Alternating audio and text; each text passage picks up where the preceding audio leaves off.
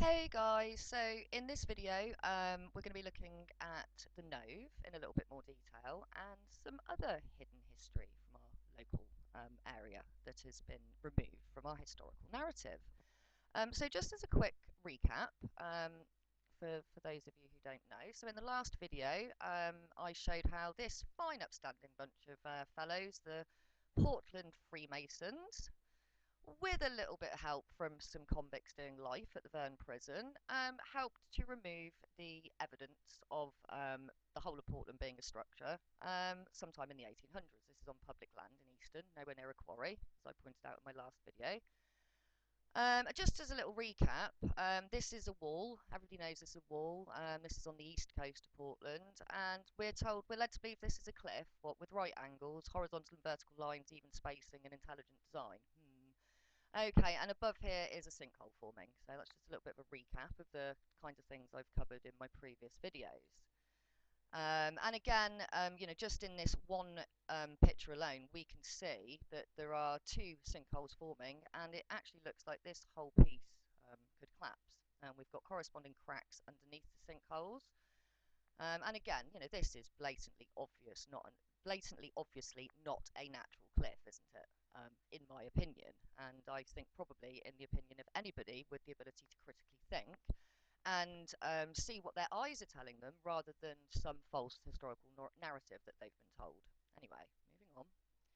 So these are the sinkholes on Portland that are already open, three open sinkholes. So just for information purposes, really.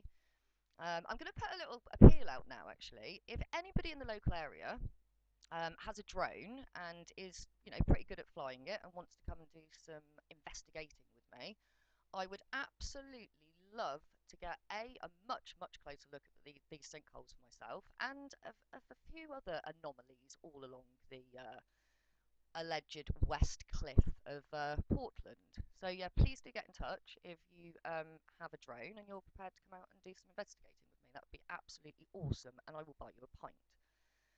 Okay, so towards the end of the last video, I showed this picture, which is an old picture of Weymouth and Portland, looking towards the Nothe. Now, for anybody that's not from our local area, the only part of the Nothe that we are told is a structure is this very tip here to the left. This is the only part that we're told is a structure, according to our false historical narrative. However, we can very clearly see from this old photograph that the whole of the Nothe was a structure. Interesting. And it was also an island. There's a break here, which was news to me. I'm sure some people will have known about this.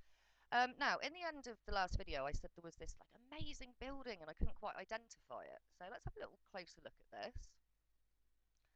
This is Weymouth's old pavilion. What an absolutely beautiful building this is. This was destroyed by fire, and replaced by something that is just a monstrosity, nowhere near as beautiful as the original.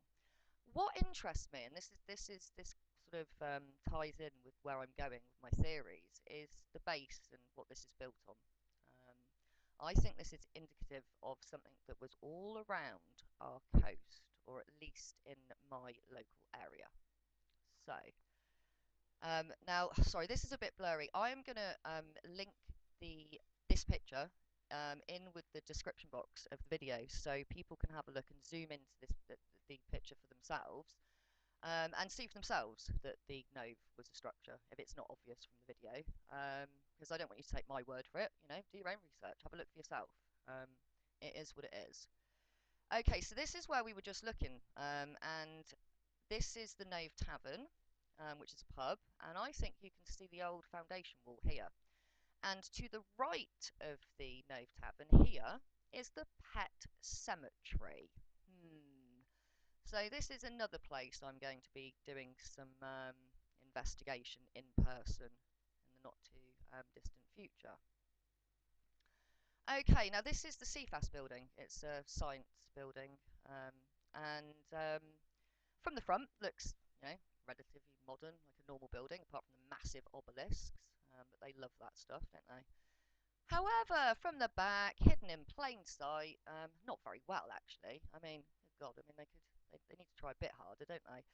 But yeah, so this is the CFAS building, built obviously on top of a much older structure. So, okay. Now, I am going to put a slide of photographs on for you. Please do watch to the very, very end of this. I think everybody is going to be really surprised at where I'm going with this research. As always, thank you for watching, and